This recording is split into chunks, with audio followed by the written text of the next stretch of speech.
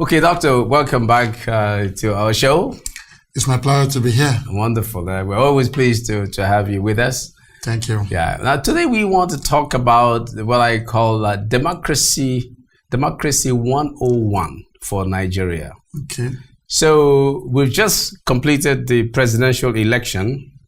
We have a winner declared by the INEC. Did democracy win, in your opinion? Especially considering that the main opposition candidate is going to court. Let me start by saying that the democratic process in Nigeria is of a major concern to the international community, not because Nigeria is Africa's largest democracy, but Nigeria serves as the bellwether for the continental stability and sustainable development. And to underscore such importance, one needs to ensure that election is being conducted in a very free, fair, and credible atmosphere so that you'll be able to repose the confidence of appropriate leadership recruitment into the people.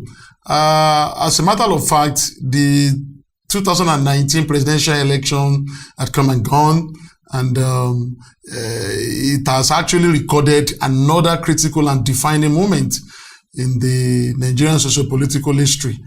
I would say that this last election, democracy in Nigeria is still on course. We have not reached where we're supposed to be as the largest democracy in the continent. And we have to make more frantic effort to ensure that we get it right.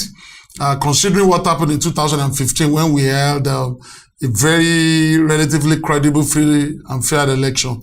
And the whole world was so excited that Nigeria was about getting it right. But I will tell you that... How do you say that we had a more credible election in 2015? Is it because the challenger won? No. It's not. If you look at the variables that were present in the 2015 general election, you will agree with me that the atmosphere was very, very tense before the election. Yeah. And the election was also keenly contested for.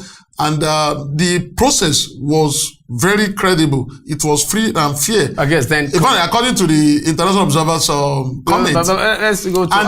Let's go to our people. So, are you saying that because then the loser congratulated that it was credible? Okay, yes, that's the point. And that was why he congratulated the winner. Yes. You know, the INEC, the electoral umpire, has not even announced. They have not declared the winner before the loser congratulated the winner, simply because he believed fervently that the process of the election was very credible. Yes. So there was no point in delaying the congratulatory message. Yeah. And that actually doused down the tension that would have followed the declaration of the winner. Yes. So we expected something better than that in this 2019 presidential election. Yeah. But to my surprise, if you look at the kind of issues, the intrigues that preceded the election, before the postponement, before activities were cancelled, and so on and so forth. So you'll agree with me that democracy in Nigeria is still on course. We have not reached where we're supposed to be. And we have to do everything possible to ensure that we get it right. When you say intrigues, what were some of the intrigues? I'm talking about the political intrigues, even though we have not been told the details of what led to the postponement of election. We're only told about the logistical challenges. So that seemed not to be very satisfactory to a lot of people. It wasn't satisfactory. Due to logistical because when you say logistic problems or logistical challenges, in what way, in what sense? Yeah. So Nigerian demands more explanation to what actually led to the postponement of the election at the wee hours. Yes. You know, so to me, it was like Nigeria was taken for granted at that time. Majority of Nigerians had already prepared to go for election, and so many people had psychological focus that election is taking place in the morning, or to hear that it has been postponed. So we need more explanation to that, and I believe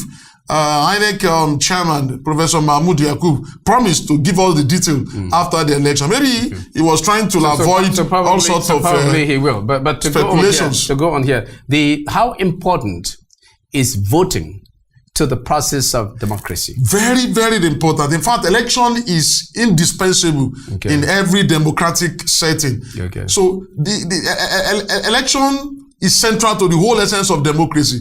Okay. According to Robert Dow, you cannot have a democracy without election because it's one of the major pillars of democracy.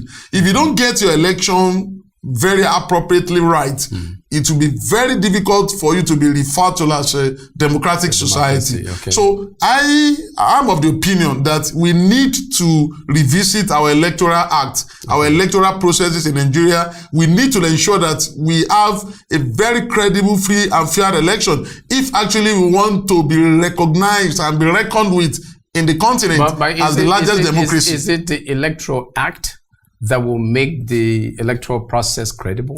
Of course, when the electoral act But you can write the act and people won't follow it. That is what I'm saying.